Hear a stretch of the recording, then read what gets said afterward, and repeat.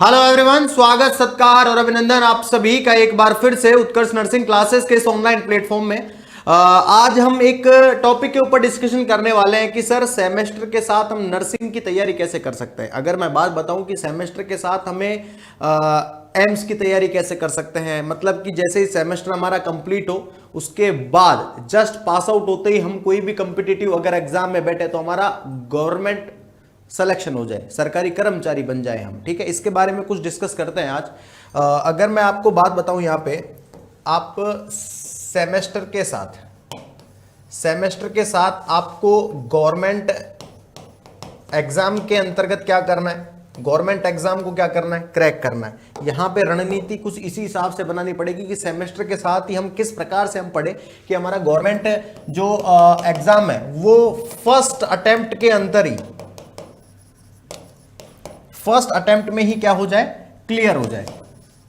First attempt में क्या हो जाए, क्लियर हो जाए। यहां पे कुछ बातों का हमें ध्यान रखना है शानदार तरीके से, ठीक है। और जो बातें सभी को पता है लेकिन हमें कुछ कुछ बातों को थोड़ा मेमोराइज पे फोकस करना है। यहां पे अगर मैं सबसे पहले आपको बात बताऊं, सेमेस्टर के अंतर्गत जो आपको थ्योरी पढ़ाई गई है, सेमेस्टर के अंतर्गत जो आपको थ्योरी पढ़ाई गई है ना भाई साहब, इस थ्योरी को रीड आउट करो अच्छे से। आप सभी बच्चों को पता है गवर्नमेंट एग्जाम के दौरान या गवर्नमेंट जॉब का या गवर्नमेंट की जॉब है, इसको जब आप प्रिपेयर करते हैं, क्या करते हैं, प्रिपरेशन करते हैं तो भाई साहब इस प्रिपरेशन के दौरान आप सभी बच्चों ने नोटिस भी किया होगा, देखा भी होगा, इस एग्जाम के अंतर्गत आपको मेनली वही सारी सब्जेक्ट, वही सारे टॉपिक दोबारा पढ़ाए जाते हैं जो आप सेमेस्टर यानी कॉलेज के अंदर जो चीजें पढ़ाई गई है ना, वही आपको दोबारा पढ़ाई जाती है हल्के से डिटेल तरीके से, हाँ या ना। तो आप सेमेस्टर के अंतर्गत याद रखिएगा, सेमेस्टर के अंतर्गत जो थ्योरी पढ़ रहे हैं, चाहे वो आप नोट्स से पढ़े या बुक्स से पढ़े, इनको आप कंप्लीटली क्या करेंगे, क्लियर करते हुए चलेंगे सेमेस्टर से ही। आपका माइंडसेट यही होना चाहिए कि सेमेस्टर के बाद या जब भी मुझे बीएससी नर्सिंग है चाहे जीएनएम है, जैसे ही मुझे कॉलेज मेरी पास आउट हो रही है तो मुझे फर्स्ट अटेम्प्ट में हमें गवर्नमेंट एग्जाम को क्या करना है, क्रैक करना है। क्या करना है, गवर्नमेंट एग्जाम क्रैक, बिल्कुल गवर्नमेंट एग्जाम क्रैक करना है। स्टार्टिंग से हमें क्या बनानी पड़ेगी, रणनीति बनानी पड़ेगी, उस पर फोकस करना पड़ेगा, काम करना पड़ेगा गजब तरीके से। अब इसमें हल्का हल्का सा कुछ अगर मैं बात बताऊं यहाँ पे सेमेस्टर की, हल्का सेमेस्टर की बात बताऊं तो हमें कुछ पॉइंटों पे ध्यान रखना है कि सेमेस्टर के दौरान हमें किन बातों का ध्यान रखना है। जब हमारे सेमेस्टर चल रहे हैं, सर अभी तो बीएससी नर्सिंग सेकेंड ईयर ही चल रहा है, हाँ अभी पहले सेकंड ईयर होता था, अब तो सेमेस्टर होने लगा है कि सेकंड सेमेस्टर ही चल रहा है, थर्ड सेमेस्टर ही चल रहा है, फोर्थ ही चल रहा है। तो हमें अभी किस प्रकार से प्रिपरेशन करनी है, तो याद रखना, मैं फिर कह रहा हूं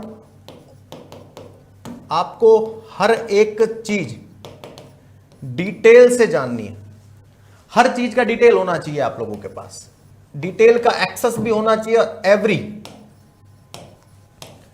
हर सब्जेक्ट, अगर आप मान लीजिए, जैसे एग्जांपल दे रहा हूं मैं आप लोगों को, मान लीजिए एग्जांपल के तौर पे अगर आप MSN मेडिकल सर्जिकल नर्सिंग पढ़ रहे हैं और इसमें आपने अगर मान लीजिए GIT पढ़ रहे हैं, आप GIT गैस्ट्रोइंटेस्टाइनल ट्रैक्ट सिस्टम पढ़ रहे हैं, तो इसका पूरा का पूरा रिव्यू आप सेमेस्टर के अंतर्गत यहीं पे क्लियर कर लीजिए। कहने का मतलब ये है, सेमेस्टर का प्रॉपर काम होता है आपका बेस क्लियर करना। क्या होता है, बेस क्लियर करना। अगर आपका बेस क्लियर इस सेमेस्टर में हो जाता है तो याद रखिएगा, निकलते ही विद इन 4 से 5 महीने की प्रिपरेशन के दौरान आप कोई सा भी एग्जाम क्रैक कर सकते हैं। याद रखना, सेमेस्टर के दौरान बेस क्लियर करना है हमें, है ना। अब बेस क्लियर कहां से होगा, हर चीज को डिटेल में कहां से पढ़ेंगे, बुक्स से पढ़ेंगे। सर कहां से पढ़ेंगे, बुक्स से पढ़ेंगे। एक तो याद रखिएगा, नोट्स की जगह हल्का हल्का बुक्स पढ़ने की आदत डालो, है ना। हाँ, हम बुक्स से नहीं पढ़ते हैं, हमें हैंड रिटन नोट्स चाहिए, तो बुक्स पढ़ने की आदत डालो। आपको सभी को पता है, सभी बच्चे जो नर्सिंग के अंतर्गत, नर्सिंग जो बुक्स होती है ना, ऑल ओवर ऑल अबाउट उसी में से आता है एक गवर्नमेंट एग्जाम के अंतर्गत, आप सभी बच्चों को पता है। तो बुक्स पढ़ने की आदत डालो। अब आप बोलेंगे सर सेमेस्टर में कौन सी बुक पढ़े,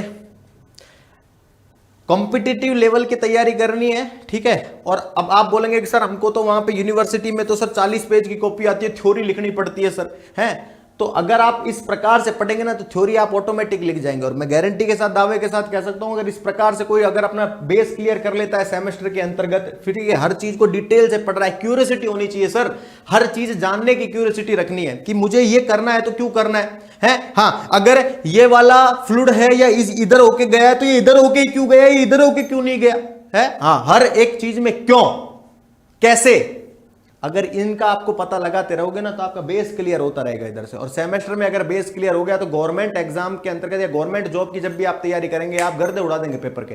फर्स्ट एग्जाम क्यों होता है, आप लोगों ने देखा होगा ना, कई बच्चों का कॉलेज से निकलते पहली एग्जाम में सिलेक्शन हो जाता है। उसका रीजन यही है कि उन्होंने सेमेस्टर के दौरान जब कॉलेज में पढ़ाई करी है ना तो मस्ती मजा कहिए नहीं किए हैं ना। हाँ, हम कहते हैं ना मजे ले रहे हैं सर, अभी तो हम निकलने के बाद तैयारी करेंगे। अरे नहीं रे भाई, हैं? हाँ, हम अपने राजस्थान में कहावत है कि पूत के पैर पालने में ही दिख जाते हैं ना। हाँ, तो याद रखना आप सेमेस्टर के अंतर्गत कैसा परफॉर्म करते हैं ये मैन करेगा आपका गवर्नमेंट एग्जाम की प्रिपरेशंस के दौरान।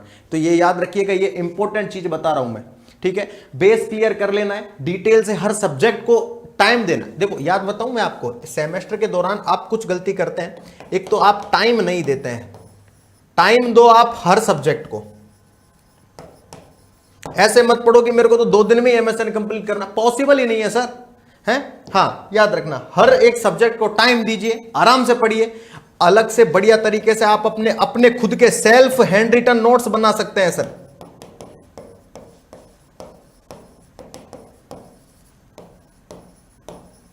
सेल्फ हैंड रिटन नोट्स पे फोकस करिए, अभी से बनाना शुरू कीजिए कि मेरे को ये आगे चल के काम आएंगे, ठीक है?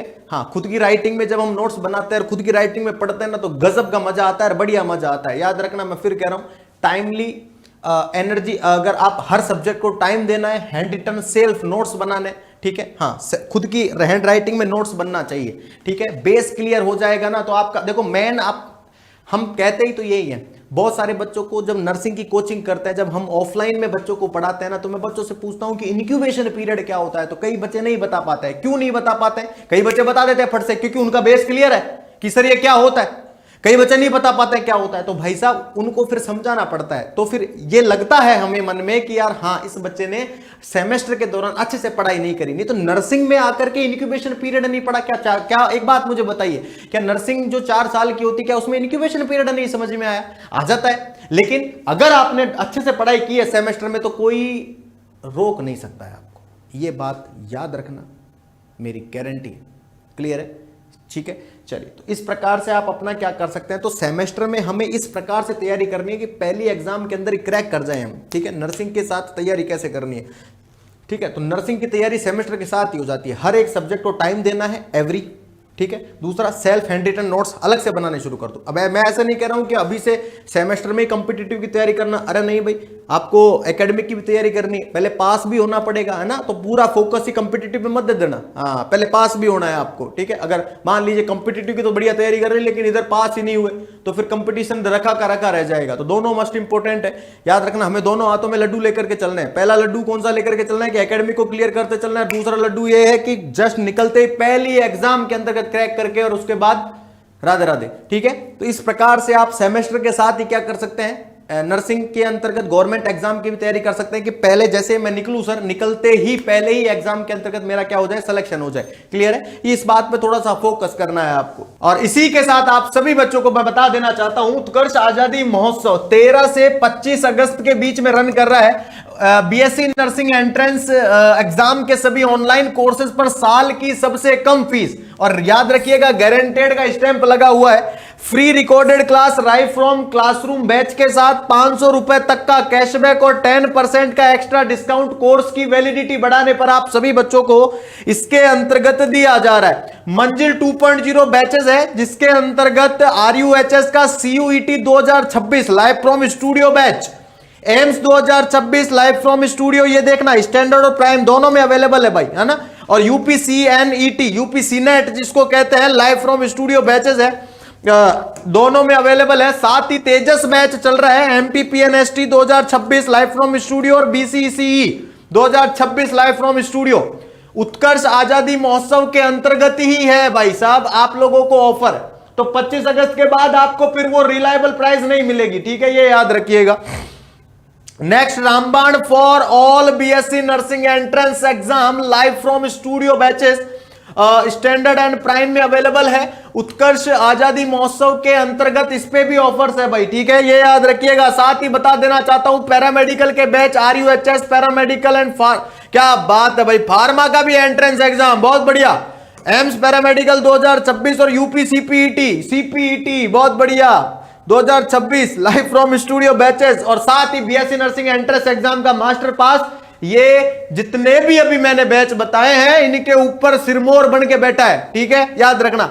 ये सारे बैच अगर आपने मास्टर पास खरीदा है तो जितने भी मैंने बैच बताए हैं ये 5, 7, 10, 12 ये सारे बैच के एक्सेस आपको मिलेंगे, कोई सा भी बैच पढ़ सकते हैं। 6 महीने, 12 महीने और 24 महीने की वैलिडिटी के साथ अवेलेबल है। देखो RUHS, AIIMS, UPC net, MPPNST, BCEC, UPCPET सब इंक्लूडेड है, ठीक है, ये याद रखिएगा। और ये ऑफर ओनली ऑन उत्कर्ष आजादी महोत्सव 13 से 25, 13 को तो भूल जाओ, 25 अगस्त तक है। अब 25 अगस्त तक अगर जिस बच्चे का सपना है ना इस बार कि भाई मेरे को सरकारी कोई बढ़िया सी कॉलेज मिल जाए भाई है मेडिकल के लिए, तो वो फटाफट से एनरोल करके अपने सपने को साकार कर सकता है भाई। क्लियर है? चलिए, thank you so much and again आप सभी बच्चों का बहुत बहुत धन्यवाद। Thank you so much, thank you.